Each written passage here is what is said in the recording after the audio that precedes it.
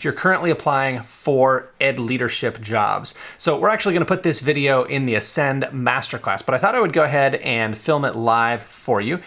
So thanks very much if you're just tuning in here. I'm Justin Bader, and I'm director of the Principal Center. And one of the things that I help people with is the ed leadership job search. If you are an instructional leader, if you are committed to instructional leadership, I believe that you deserve every opportunity to have your skills represented and to put your best foot forward in the ed leadership job search. And especially if you follow the advice that I give on instructional leadership, I'm especially interested in helping you land an ed leadership job, because I think we need more people who are true instructional leaders to land the admin jobs in our profession. So with that, we are going to jump in to our little training that we're doing here. Again, we're going to add this to the Ascend Masterclass, but you thought you might want to follow along as we do that. So here we go.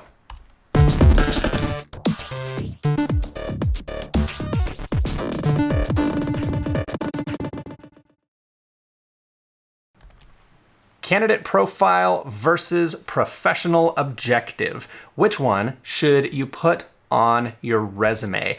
As I review people's resumes, I see one of two things commonly at the top. If they don't just put contact information and then jump right into professional experience, there's usually one of two sections at the top. There's either a candidate profile, like kind of an overview or a snapshot of the candidate, or there is a professional objective. And I do think you should begin your resume with one of those, but what should it be? If you have a choice, and I really do believe you need to choose between these, should you start your resume with a list of your qualifications and skills, like just like a brief list, like responsive classroom or differentiated instruction? Should you list Microsoft Office? Should you list all the trainings you've been to? Should you list restorative justice and all the different methodologies you've been trained in, all the different professional development you've been to?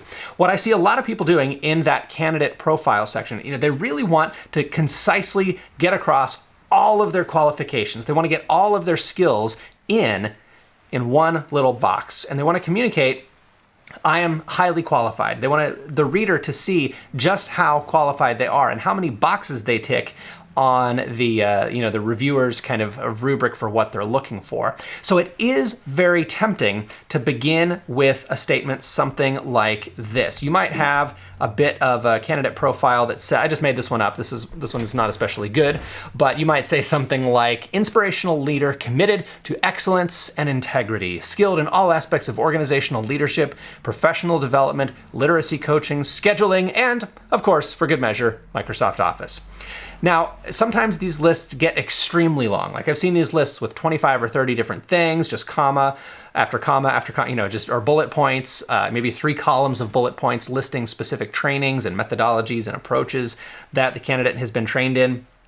And again, I understand the appeal of having a long list of qualifications there, because it comes across to the reviewer like, wow, you've got a lot of skills here. But there's something else I want you to consider that might be going on in the reviewer's mind when they're reading that list of qualifications that you have.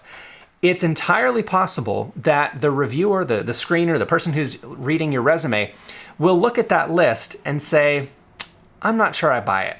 It's entirely possible that they will approach that list with some skepticism, because think about what their job is. Their job is to go through what's probably a huge stack of resumes and sort through the nonsense and find the gold, right? They're looking for people who are the real deal. And you may have listed on your resume the skills and qualifications and training and experience that they're looking for. Like you might have all the right buzzwords, but the way you list them is critical here. The way you list them makes all the difference in the world. And it's incredibly dangerous to just list them right here in the professional objectives section, or excuse me, in the candidate profile section. Because if you're not careful, what you're doing here is you're making a list of unsubstantiated claims. You're making a list of claims that you have these particular skills, you have these particular qualifications, and because it's such a concise list, there's no example given, there's no specific given, there's no, more forceful claim that's backed by evidence. It's just an unsupported claim. And that is not where we want to be, because we're triggering the reader's skepticism. We're making the reader wonder, is this really true? This list sounds great. I would love to hire a person who had all these skills and characteristics. Wow, they're compassionate and they're competent in this and they're competent in that and they're excellent at this and they've been to this training and that training and the other thing.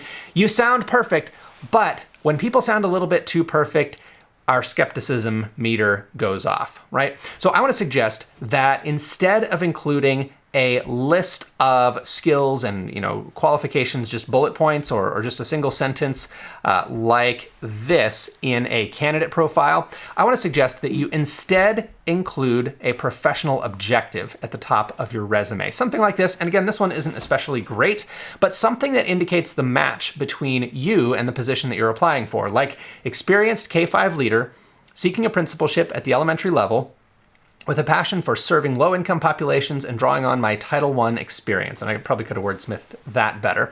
But our goal with a professional objective statement is not to cram everything in the kitchen sink into a single box or a single paragraph. Our goal here is to give the reader the sense that, okay, this is the kind of person we're looking for. And then the reader can look further down in the resume and look for evidence to support that particular candidate's qualifications. But what we are not doing in a professional objective is we're not making very many claims, and we're not making claims that are going to be questioned. In a candidate profile, on the other hand, where you just make that long list of I have this skill, that skill, the other skill, I have this quality, we're listing all these qualities, those are really unsubstantiated claims. And the longer the list, the more the claims, the more buzzwords you're trying to hit on, the more it's going to trigger skepticism in the reader. And you want to convey that you have those skills, but the place to do it is in the experience section of the resume, because down in that section, you have the opportunity to give more detailed evidence. You can describe projects that you worked on, you can describe the impact that you had, you can give a little bit of a timeline, you can give a specific context, a specific school where you did that work. So if they do a reference check, they're going to know who to ask about what particular claim and what particular skill. If you implemented a restorative justice program and it says that was at the middle school that you just worked at, well, they can call your middle school for a reference check and ask about that. It's not this unsubstantiated, just kind of baseless, bold, bald claim about your skills and experience. So we want those claims to be amply backed by evidence. We want them to be verifiable by your references, and we want them to be listed in the right place. So it is therefore my recommendation that you avoid the good old professional candidate profile and instead go for the professional objective. A professional objective bypasses a lot of these weaknesses of the candidate profile because it's simply a personal statement that suggests fit, and it doesn't trigger that same skepticism. So if you are working on your resume right now and you are considering revisions, maybe you're thinking, hey, I want to be getting more interviews. I've sent out a lot of applications and I'm just not getting called for interviews. One of the places you might look is at the top of your resume. What do you have there? Do you have nothing? Like, do you jump straight into your experience? Or even worse, do you have your degrees listed first? Please do not make this mistake. Do not list your degrees first on your resume because they're the least interesting information. They're the easiest to flip through and find, does this person have the master's degree that they need or whatever? They can hunt for that if they need it, but front and center, you want them to see the most important information about you. And I would suggest that the fit is where you want to start. The professional objective is where you want to begin your resume, and you want to avoid that list of unsubstantiated claims that a candidate profile almost always is. So what we're talking about here is part of the fourth stage of the Ascend Trail Map, the third stage of the Ascend Trail Map. Let me say that again. So what we're talking about here is part of the third stage of the Ascend Trail Map. And if you have seen this diagram before, you know what I'm talking about. We have a 5-stage process for guiding you through the Ed Leadership job search. And crafting your application argument is a big part of landing interviews, right? If you are not getting the interviews you want, it's because your applications are not doing the job that they need to. So if you want to increase your chances of getting interviews, a great place to look is your resume and cover letter. And what we've been talking about today is specifically about the first thing after your contact information that should be at the top of your resume. If you think you might be stuck a little bit, I want to encourage you to take our self-diagnostic quiz. I found myself giving a lot of the same advice to people over and over again. I'd spend all this time on a phone consultation or a phone call or a Zoom call or whatever, and it would turn out that I would give them the exact same advice that I would give almost any other person who told me the same thing. So I thought, I can put a lot of this in kind of a self-diagnostic quiz. So we did that not too long ago. We built this out as a self-diagnostic quiz. You can go to principalcenter.com/job, and it will ask you how many positions have you applied for, how many interviews have you had, how many offers have you had, and so on. And based on your responses, I can pretty much guarantee that it will give you an accurate answer as to where you need to focus next to improve your chances. So as I mentioned, this video that you just saw me film live, we might clean it up a little bit depending on how many misstatements, if I needed to correct myself if I misspoke, but I think you got the idea there.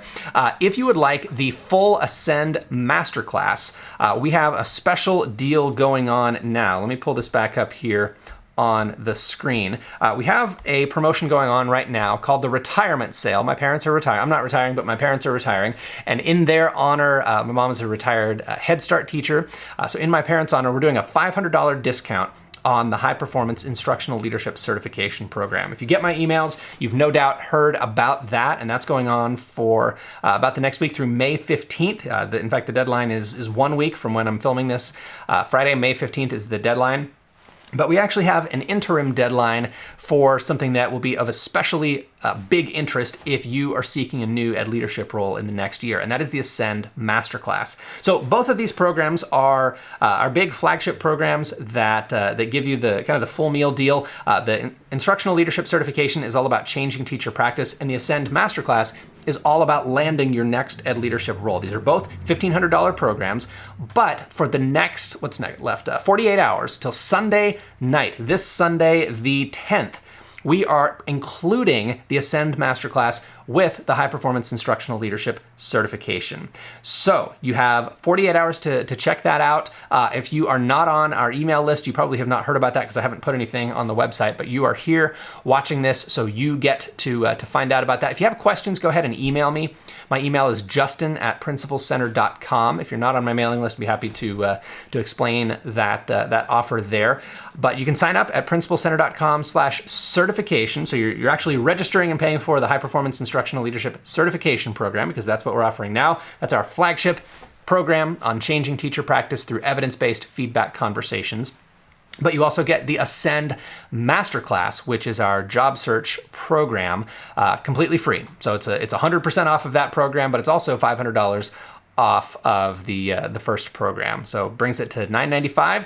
We accept school purchase orders as well as individual credit card payments. We have a $5 first month and then $99 a month payment plan. There's no interest on that or anything. And again, you can get all the details at principalcenter.com/certification. I would also recommend, again, if you're on our mailing list, check your email for all the details. But the deadline for that is this Sunday, May 10th. So check that out and reach out if you have any questions, justin@principalcenter.com. All right, that is what I have for you. Hope this has been helpful. Leave a comment and let me know, do you have a professional objectives section on your resume? And if not, are you going to add one? I think any chance you have to describe the fit between yourself, your candidacy, and the position you're applying for, I think that's going to be a great opportunity to increase your chances. So that is what I have for you. Thanks so much. Have a great weekend, and we'll talk soon. Bye-bye.